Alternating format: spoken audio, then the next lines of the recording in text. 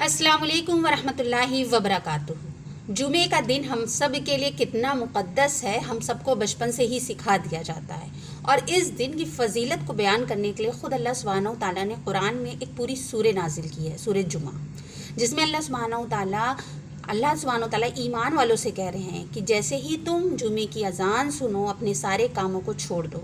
और अल्लाह की याद में लग जाओ, अपनी रोज़ी रोटी को छोड़ दो। और अल्लाह सुब्हानहू तआला ने हर बालिग़ मर्द पर इस नमाज को फ़र्ज़ किया है। मतलब अगर आपकी मस्जिद में औरतों का इंतज़ाम है तो औरतें भी जाके पढ़ सकती हैं, मगर अगर उनसे जुमा नहीं पढ़ने गई हैं तो गुनाह नहीं होगा। मगर हर बालिग़ मर्द पर इसको फ़र्ज़ किया गया है। इसका मतलब यही है कि अल्लाह सुब्हानहू तआला ने इसके छोड़ने वाले पर गुनाह किया है। और सही मुस्लिम की हदीस पाक में आता है कि नबी अकरम सल्लल्लाहु अलैहि वसल्लम ने इरशाद फरमाया कि जो शख्स जानबूझकर जुमा छोड़ दे, जानबूझकर यानी कि कोई भी उसके पास ढंग का उज़्र नहीं था, तो उसके दिल पर अल्लाह सुब्हानहू तआला एक मुहर लगा देते। मुहर लगाने का मतलब उसका दिल सियाह होने लगता है, उसके दिल में कोई हिदायत नहीं पहुँचती, उसके दिल तक कोई नेकी नहीं पहुँचती। और सही मुस्लिम और बुखारी शरीफ की हदीस में ये आता है कि नबी अकरम सल्लल्लाहु अलैहि वसल्लम ने इरशाद फरमाया कि जिसने 3 जुमे लगातार छोड़ दिए उसको मुनाफिक करार दे दिया जाता है, यानी कि उसके दिल पर सख्त मुहर लग जाती है और वो मुनाफिक की कैटेगरी में चले जाता है। लेकिन इसके अलावा भी कई लोग जुमे की नमाज़ पढ़ते भी हैं, उसके बावजूद उनसे कुछ ऐसी गलतियाँ होती हैं जिसको वो ध्यान नहीं देते और वो भी गुनाह की कैटेगरी में गिर जाते हैं। तो आज मैं डिस्कस करती हूँ कि जुमा के रोज़ लोगों से क्या मिस्टेक्स हो जाती हैं जिसको उन्हें अवॉइड करना चाहिए ताकि उनके अज्र व सवाब में कोई कमी ना आए। सबसे पहली जो चीज़ आती है कि जुमे वाले दिन लोग जब मस्जिदों को पहुंचते हैं तो सबसे बड़ी गलती करते हैं कि वो अपनी गाड़ी पार्क इस तरह से करते हैं कि आने जाने वालों को दिक्कत होती है, यानी कि दूसरे नमाजियों को दिक्कत होती है। और अल्लाह सुब्हानहू तआला ने मना फरमाया है कि किसी को भी अजियत मत दो, यानी कि हफ्ते में एक बार आप ऐसी इबादत करने जा रहे हो, ख़ास इबादत करने जा रहे हो और आप मस्जिद के अंदर हो, लेकिन आपकी वजह से किसी को मुसीबत पहुँच रही है तो आपके आमाल नामे में नेकी के बजाय बुराई लिखी जा रही है। तो कोशिश करें कि आप अपनी गाड़ी इस तरह से ना पार्क करें कि हो सकता है वापसी में किसी को बहुत अर्जेंट जल्दी जाना हो, लेकिन आपकी गाड़ी बेतुकी खड़ी है, इस वजह से वो निकल नहीं पा रहा और उसको अजियत का सामना करना पड़ रहा। तो सबसे पहले ये श्योर करें कि बड़े सुकून से अपनी गाड़ी को पार्क करें और ऐसे पार्क करें कि दूसरा जब वो गाड़ी खड़ी करे या गाड़ी निकाले उसको आपकी वजह से कोई दिक्कत ना हो, क्योंकि अल्लाह के नबी सल्लल्लाहु अलैहि वसल्लम ने फरमाया है कि किसी को भी अजियत और मुसीबत में मत डालो। दूसरी चीज़ ये होती है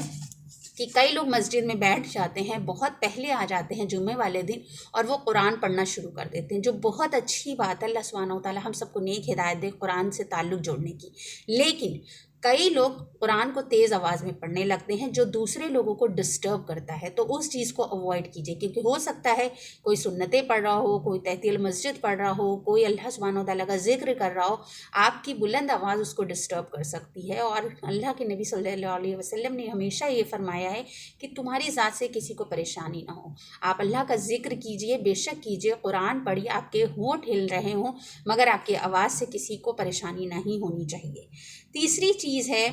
कि कई लोग जल्दी तो आ जाते हैं मगर वो पीछे बैठने की कोशिश करते हैं। कई लोग इस लालच में कि पीठ को टेक मिल जाएगी और इस चक्कर में वो आगे नहीं बैठते हैं, जबकि नबी अकरम सल्लल्लाहु अलैहि वसल्लम ने इरशाद फरमाया है कि आगे सफ़ में बैठने वालों को ज़्यादा नेकी मिलती है, उनके दर्जे ज़्यादा होते हैं, इसीलिए आगे की सफ़ में बैठो। अगर आपको कोई प्रॉब्लम है, कोई बीमारी है जिसकी वजह से आप बिना टेक लगाए बैठ ही नहीं सकते, तब बात अलग है। लेकिन आप सिर्फ आराम परस्ती के लिए, अपनी आराम के लिए आप आगे की सफ़ों को खाली छोड़ देते हैं और पीछे बैठ जाते हैं टेक लगा के, तो उस चीज़ को ज़रूर अवॉइड करें, क्योंकि इससे हमारा जो आगे वाला पॉइंट है कि नबी अकरम सल्लल्लाहु अलैहि वसल्लम ने इरशाद फरमाया कि दूसरों की गर्दनों से मत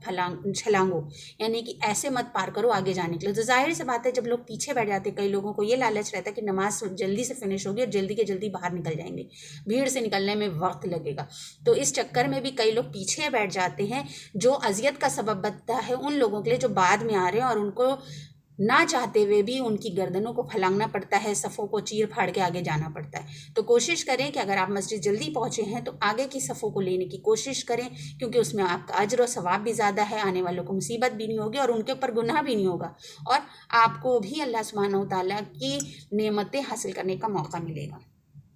اس کے بعد ہوتا ہے کئی لوگ مسجد پہنچ جاتے ہیں لیکن وہ مسجد کے گیٹ پر کھڑے ہو کے باتیں کرتے رہتے ہیں کہ ابھی خطبہ نہیں شروع ہوا، جب خطبہ شروع ہو جائے گا تب اندر جائیں گے۔ تو نبی اکرم صلی اللہ علیہ وسلم کی حدیث ہے مسلم میں کہ نبی اکرم صلی اللہ علیہ وسلم نے ارشاد فرمایا کہ فرشتے جمعے کے روز رجسٹر لے کے کھڑے رہتے ہیں اور نیکی لکھتے رہتے ہیں، جو پہلے آیا اس کو اونٹ کی قربانی کا ثواب، اسی طرح سے درجے نیچے نیچے آتے رہتے ہیں۔ لیکن اگر آپ مسجد کے باہر کھڑے ہیں اور امام کے جیسے ہی امام کھڑے ہوتے ہیں تو فرشتے بھی اپنا رجسٹر پیک کر کے بیٹھ جاتے ہیں اور خطبہ سننے لگتے ہیں۔ سوچئے اگر آپ رجسٹر بند ہونے کے بعد انٹر کر رہے ہیں تو آپ کی تو انٹری ہی نہیں ہوئی، آپ آنے کے باوجود آپ بہت بڑی نعمت سے، بہت بڑے رحم و کرم سے محروم رہ گئے۔ تو یہ عادت اگر آپ کے اندر ہے کہ آپ مسجد کے دروازے پہ کھڑے ہو کے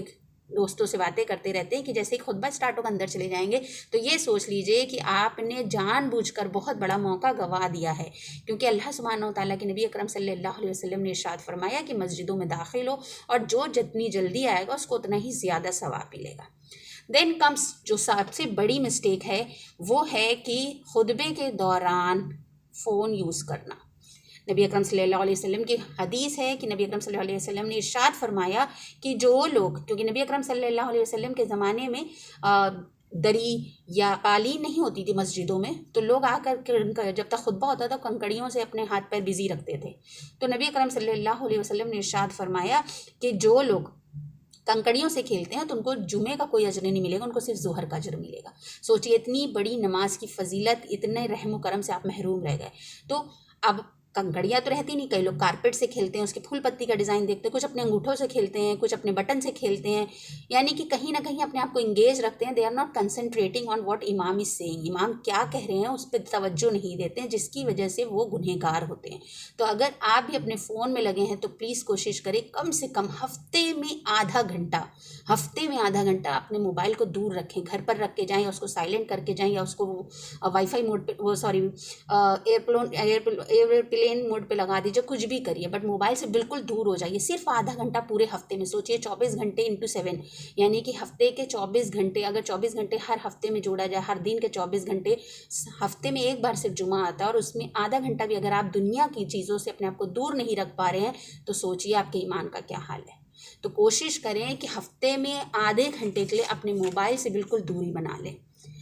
اس کے بعد ہے کہ کچھ لوگ صرف اور صرف نماز پڑھنے آتے ہیں، جمعے کو انہوں نے ایک معمول بنا لیا ہے کہ وہ جمعے کی نماز پڑھتے ہیں اور فوراً نکل جاتے ہیں۔ کبھی کبھار ایسا ہو گیا ہے، اگر آپ کے ساتھ کوئی پرابلم تھی دین اٹس اوکے، لیکن کئی لوگ عادتاً، یعنی کہ شیطان نے آپ کے دماغ میں ڈال دیا کہ جمعے کی نماز پڑھو فوراً نکلو، یعنی کہ آپ خیر کی باتوں سے محروم رہ جاتے ہیں، جو آپ کا ایمان ریچارج ہونا ہوتا ہے، کیونکہ ایمان کا لیول ہمارا اونچا نیچا ہوتا رہتا ہے۔ تو ہمارا جو ایمان کا لیول نیچے چلا جاتا ہے ہفتے بھر میں، ہو سکتا ہے ہم دین کی کچھ باتیں سنیں، اسلام کی کچھ باتیں سنیں، ہمارے ایمان ریچارج ہو، جو چیزیں ہم بھول گئے ہیں، جن چیزوں سے ہماری عادت چھوٹ گئی، اور اللہ سبحانہ و تعالیٰ آپ تک وہی باتیں پہنچاتا ہے جو آپ کے لیے ضروری ہیں۔ اللہ سبحانہ و تعالیٰ ہدایت کا دروازہ ہمیشہ کھلا رکھتے ہیں۔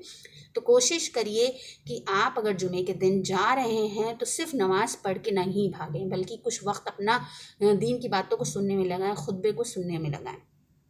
اس کے بعد کئی لوگوں کو ہوتا ہے کہ جب امام دعا کرتے ہیں خطبے کے بعد تو لوگ ہاتھ اٹھا لیتے ہیں۔ ویسے آپ ہاتھ اٹھا سکتے ہیں، لیکن جمعے کے روز آپ کو ہاتھ اٹھا کے دعا مانگنے کی ضرورت نہیں ہے، آپ صرف خاموشی سے آمین کہیں گے۔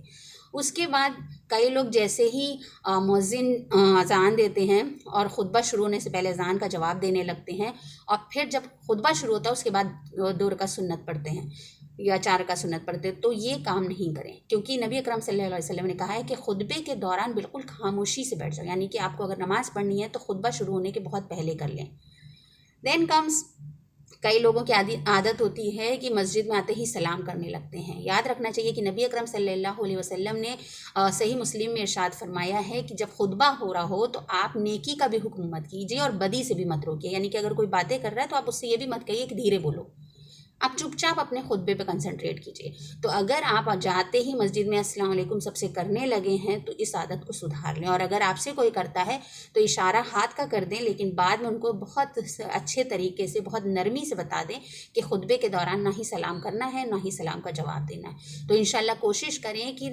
جمعے میں ان ساری چیزوں کا خیال رکھیں، اپنے بچوں کو بتائیں، اپنے پڑوسیوں کو بتائیں، آپ کے ماتحت میں جو لوگ ہیں جن کو نہیں پتہ ہے تو اس طریقے سے کوئی نہ کوئی بہانہ ڈھونڈ کر ریپیٹ کریں تاکہ لوگوں تک یہ سارے میسیجز پہنچ جائیں اور ہم سب کی آخرت بن جائے اور ہم کو جمعے کا اجر و ثواب مل جائے۔ واخر دعوانا الحمد للہ رب العالمین. السلام علیکم ورحمۃ اللہ وبرکاتہ.